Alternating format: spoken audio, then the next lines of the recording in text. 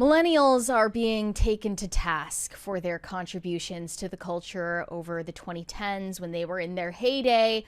And one of their biggest contributions is now dubbed stomp, clap, hey music. And this is something that I think we talked about maybe a month ago when we were discussing an op-ed about how millennials can't accept that they're not cool anymore.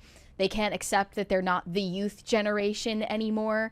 And a big sign that they are now officially old, they're officially unk, is the fact that their cultural heyday is being dissected. Like there is a digital autopsy being done on their footprint in the culture. The millennials all had their suspenders in a twist. This guy, it kind of became the mascot for the millennial hipster generation. In this tweet from 2021, this is where the term stomp, clap, hey has originated. It says, remember this genre of music from like 2011? I like to call it stomp, clap, hey. That shit sucked, LMAO. And ever since then, people have taken that and ran with it. There's now this content creator named Kyle Gordon who he just like incessantly mocks stomp, clap, hey music. He's actually made parody stomp, clap, hey music that has gotten more plays than a lot of stomp, clap, hey music from the 2010s. And you might recognize his song, We Are Young. There's a fire in our souls. I know this song. We go big or go home together. I know this song because Mary will sometimes randomly break out into song while we're preparing the show. And it's always that one. And it's always that one. Yeah. It had an effect on me. And then as this was a renewed conversation on X over the weekend, this video of an NPR Tiny Desk performance by the Lumineers got, at this point, 91.9 million views. And these singers were not who a lot of people expected them to be just from listening to their voices. That's not who sang this song, is it? I don't think there was. I thought it was the Lumineers, No. but I could be wrong. I don't remember. Hold on. Hold, please. We're going to get copyrighted for this, too. Yeah, probably. Hold on. Thank you, guys. This is a much better song.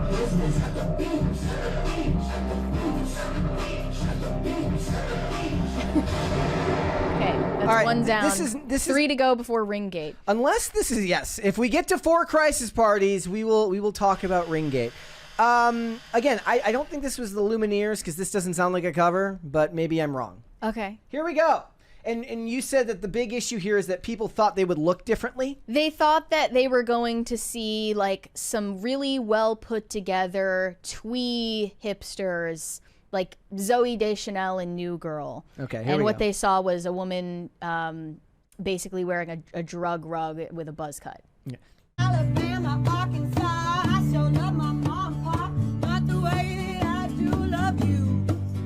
Hey. Holy moly, me oh my, you're the apple of my eye. Girl, I'll never love another one like you. Oh, it's Home by Edward Sharpe and the Magnetic Zeros. Yep. Okay. Man, oh man, you're my best friend. I dream it too, there's nothingness. There ain't anything we need. Ripped this stream to be copyrighted. Every pumpkin pie, chocolate candy, Jesus Christ, ain't nothing please more than you.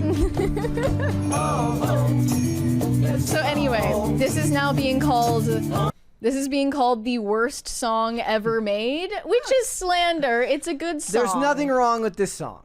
I do have a traumatic memory of a school assembly in middle school where they wanted everyone to sing along to this song for like school camaraderie, and I hated it. Vanessa Santos is in the comments down here. She says, I hated this song when it came out, and I hate it more now. Millennial hipster anthem from the fiery pits of hell.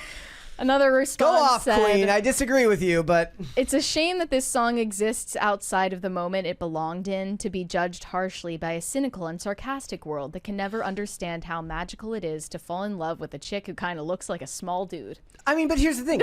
That's what was true of the time. So when Ho Hey by the Lumineers came out, there was something endearing about it because it was reflective of millennial attitudes of the time.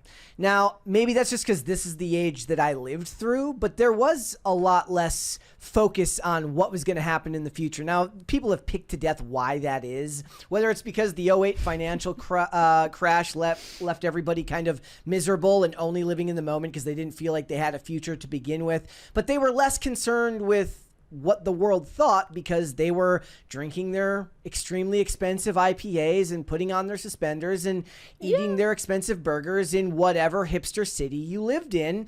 And you can criticize it all you want. Certainly there's plenty of hate to go around for hipsters, but I would at least say that they were being authentic to themselves, even if a lot of people would say that it felt put on. But I think a lot of people have let this video of this performance ruin the song for them and ruin the time in which it was popular for them because of the image that they projected onto the types of people who performed it and were into this culture at the time. It's a fun song. Read the Nick Carter. She was clearly tweaking in the video, though. I will say that. She was fucked up. But this tweet kind of sums it up. What happened in 2010 to 2015, man? We were seized by some kind of faux frontiersman cult for urbanites. Probably the worst cultural era in history. That's very strong wording. So it's marked by stomp, clap, hey music. Lumineers, Mumford & Sons, Imagine Dragons, etc. Imagine Dragons were not stomp clap. Well, they were in that realm, I would say. Like they were definitely closer to like the dubstep era, I would say. Stripped down, exposed brick burger halls with signs saying eat on reclaimed barnwood, dim Edison bulbs, drinks served out of a mason jar. Say what you will, but okay, those burgers at Thistle and Thorn. At the same time this was going on, there was also a large push towards EDM, electronica, electro hip hop, the Ear Milk website, which had all of these remixes of songs and mashups, were a huge thing at that time. It was just pick your subculture. Right. For me, it was it's kind of similar to now, which is like curved hem t-shirts and tight jeans with sneakers. A lot of cardigans. And I'm a cardigan person. And snapback hats. These were all going on simultaneously at the same time. Maybe what you're angry about is that there was actually a culture of choice at that time where you could find a subgenre of music that spoke, and we were still coming out of the tail end of the emo kids who were clutching on for relevance with all they could hold on to. So there was more than one thing to choose from right there in whatever uptown city you were living in, and now you live in this amorphous Borg of slop that's determined by algorithms. Right. And maybe you're just bitter about that. Yeah, I know, and you should be bitter about it because these millennials enjoyed, I think, the golden age of social media, if you can even describe something like that, when you truly only saw online what you wanted to see. You had a chronological feed of the posts from people you followed, and you were not being forced down algorithmic pipelines, and you were not being like mind raped by Labubu, Dubai chocolate, matcha, dochi, whatever, like it was your choice. And this is the choice that they made. They also said facial hair and flannel, bears and overdone mustaches, popular with the soft urbanite types, lumberjack core. Yeah. Real. Probably that's where like axe throwing bars became popular. Like they brought axe throwing into the mainstream. I still have no idea how they afford the insurance on a place like that allows you to sell alcohol and throw axes. Because you sign a waiver. My goodness. Relatedly, manly trinkets for dudes. Beard oil, shaving kits, axes, and leather aprons. Modern gentleman brands in subscription boxes. Yeah. Packaged masculinity for consumers. You got you get like 5 shirts in a pack, in a mystery pack once a month. Mm-hmm. Yeah. Real. Yeah. You said that's not and it was mostly related to masculinity, though. No, it's not. It's the opposite. So, and also most of what they're not mentioning is all the thrift stores. That's where we got all our clothes back then, was at thrift stores.